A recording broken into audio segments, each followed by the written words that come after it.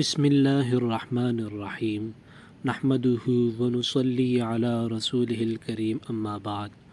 میں ہوں حافظ گلزار عالم اور آپ دیکھ رہے ہیں لرن ود حافظ گلزار۔ ابتدائی تجوید القرآن کورس کا ہمارا آج کا سبق نمبر 5 ہے، اور اس سبق نمبر 5 میں ہم پڑھیں گے را ساکن یعنی جزم والی را کے احوال۔ اور ہر سبق کی طرح پہلے ہم گزشتہ اسباق کی کچھ ریویژن کریں گے، دہرائی کریں گے۔ ہم نے پچھلے سبق میں را کے بارے میں یہ پڑھا کہ را کب موٹی پڑھی جاتی ہے اور کب باریک پڑھی جاتی ہے۔ آج کچھ مزید تفصیل سے پڑھیں گے۔ را کے حوالے سے یاد رکھیں کہ را کے اوپر حرکت ہو تو را موٹی پڑھی جائے گی، یعنی اوپر زبر ہو یا پیش ہو تو را موٹی پڑھی جائے گی، اور جب را کے نیچے حرکت ہو تو را باریک پڑھی جاتی ہے، یعنی را کے نیچے زیر ہو یا دو زیر ہوں یا کھڑی زیر ہو تو را باریک پڑھی جائے گی۔ یہاں تک بات آسان ہے۔ اب آتے ہیں جب را ساکن ہو۔ جب را ساکن ہو یعنی را کے اوپر جزم ہو تو اس سے پچھلے والے حرف کو دیکھیں گے۔ اس سے پچھلے والے حرف پر اگر زبر یا پیش ہو تو را موٹی پڑھی جاتی ہے، اور جب را ساکن ہو اور اس سے پچھلے والے حرف پہ زیر ہو تو اب ہم نے 3 باتیں دیکھنی ہیں۔ ایک یہ کہ کیا وہ زیر اصلی ہے یا عارضی ہے۔ زیر اصلی کسے کہتے ہیں اور زیر عارضی کسے کہتے ہیں، یہ ہمیں سمجھنا چاہیے۔ دیکھیں، زیر اصلی وہ ہوتا ہے جو حرف پر پہلے سے موجود ہو، بعد میں گرامر کی کسی تبدیلی کی وجہ سے وہ زیر نہ لائی گئی ہو۔ یہ اس تمام بات کا خلاصہ ہے جو یہاں پر لکھی ہوئی ہے، یہ میں خلاصہ بتا رہا ہوں اس کا۔ زیر اصلی وہ ہے جو کسی حرف پر پہلے سے موجود ہو، بعد میں کسی تبدیلی کی وجہ سے، گرامر کی تبدیلی کی وجہ سے وہ زیر نہ آئی ہو۔ اس کی مثال کیا ہے؟ اس کی مثال یہ ہے کہ کبھی کسی حرف پر کوئی بھی حرکت نہیں ہوتی، جیسے حمزہ وصلی، یعنی وہ حمزہ جو 2 لفظوں کے درمیان میں آتا ہے تو وہ پڑھا نہیں جاتا، اس پر کوئی حرکت نہیں ہوتی۔ لیکن جب اس حمزہ سے ابتدا ہم نے کرنی ہوتی ہے کسی لفظ کی تو تب اس پر ہم حرکت لے آتے ہیں، وہ حرکت عارضی ہوتی ہے، اصلی نہیں ہوتی۔ پہلی بات۔ اسی لیے زیادہ تر یا یوں کہہ لیں کہ اکثر جو زیر عارضی ہوتے ہیں وہ حمزہ کی شکل میں ہوتے ہیں، الف کی شکل میں ہوتے ہیں، اور اس کے نیچے زیر جو ہوتی ہے وہ عارضی ہوتی ہے۔ ایک بات۔ دوسری صورت یہ ہوتی ہے زیر عارضی کی کہ کبھی 2 ساکن جمع ہو جاتے ہیں، اور عربی میں 2 ساکن جمع ہونا یہ عربی کے قواعد کے خلاف ہے، لہذا پہلے ساکن کے نیچے زیر لے آئی جاتی ہے تو یہ زیر عارضی ہوتی ہے۔ اب جب یہ 2 صورتیں ہوں، یعنی یا حمزہ کے نیچے زیر آئی ہو عارضی طور پہ یا پہلے ساکن کے نیچے زیر آئی ہو عارضی طور پر، تو اس زیر کی وجہ سے را کو باریک نہیں پڑھیں گے بلکہ را موٹی پڑھی جائے گی۔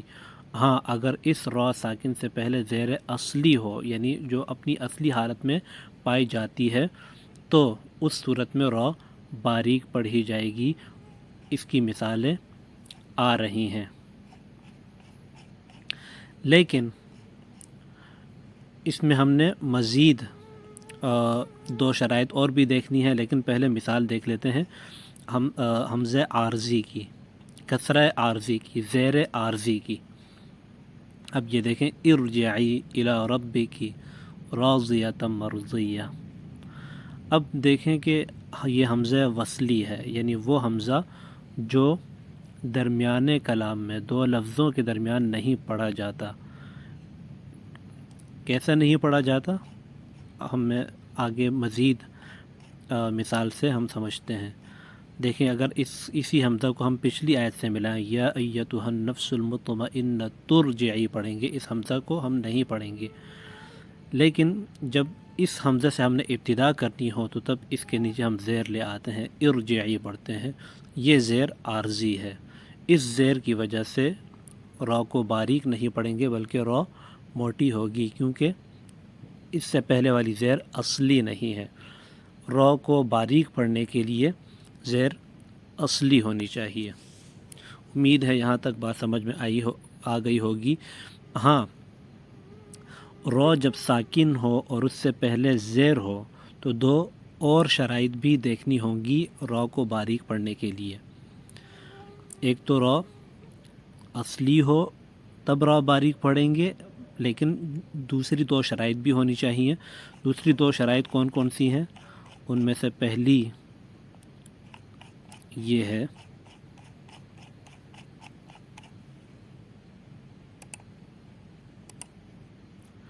وہ زیر اسی لفظ میں آئے، دوسرے لفظ میں نہ ہو۔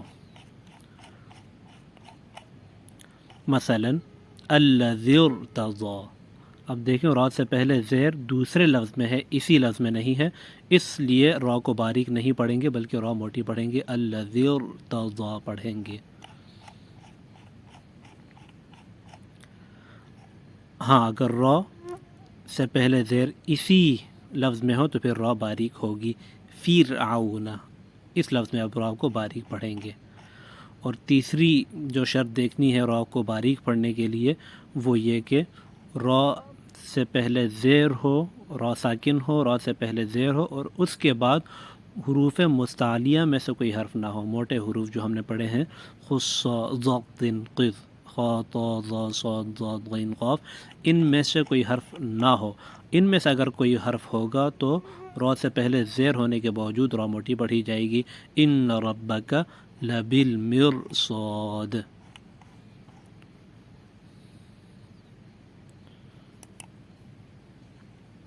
ایک اور مثال ہے فرقین، فرقین، یہاں پر بھی دیکھیں را کے بعد حرف مستعلیہ ہونے کی وجہ سے را کو ہم موٹا پڑھتے ہیں، فرقین۔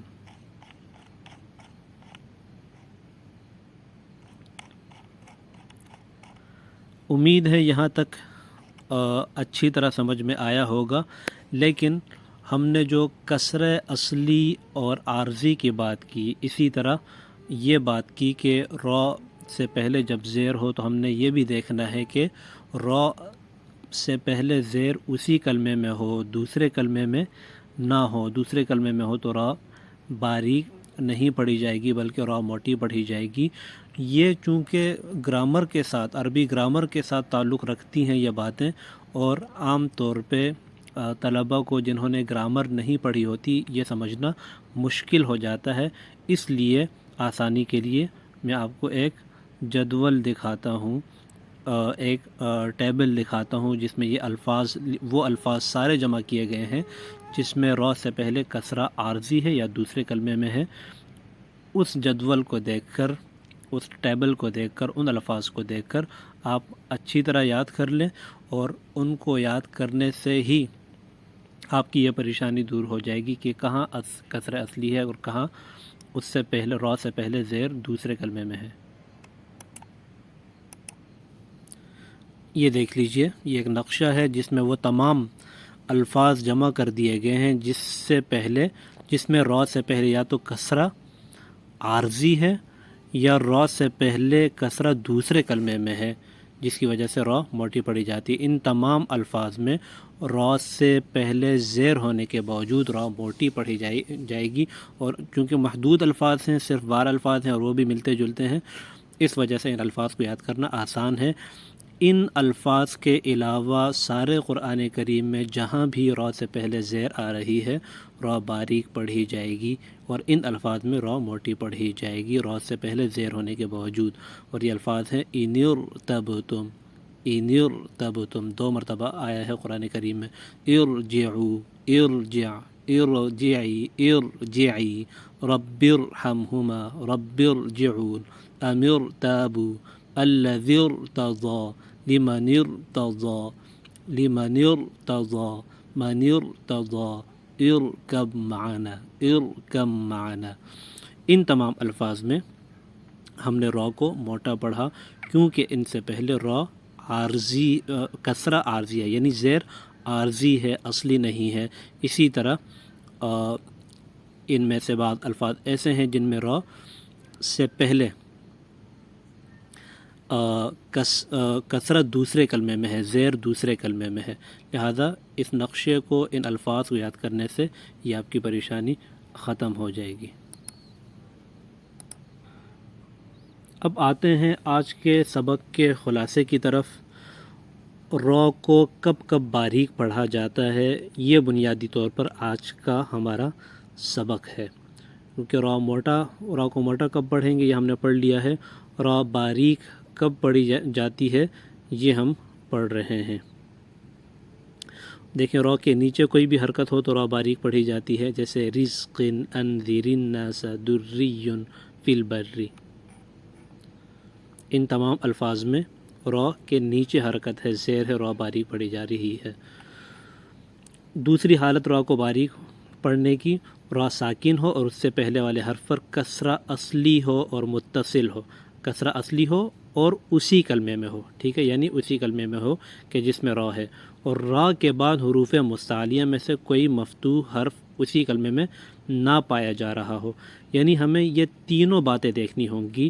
یہ را سے پہلے زیر ہونے کی صورت میں جب ہم را کو باریک پڑھیں گے اس کی تین شرائط ہیں کہ زیر اسی اصلی ہو، اسی کلمے میں ہو، اور اس کے بعد کوئی حرف مستعلیہ نہ ہو، جیسے فرعون، شرعتن، مریتن۔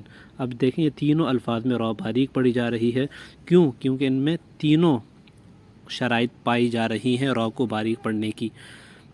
را سے پہلے کسرہ اصلی بھی ہے تینوں الفاظ میں، ایک ہی کلمے میں کسرہ ہے، کسرہ زیر کو کہتے ہیں، ٹھیک ہے، زیر اصلی ہے تینوں الفاظ میں، زیر ایک ہی کلمے میں ہے، اور را کے بعد کوئی حرف مستعلیہ یعنی موٹے حروف میں سے کوئی حرف نہیں پایا جا رہا ان تینوں الفاظ میں، لہذا ان میں را باریک پڑھی جا رہی ہے۔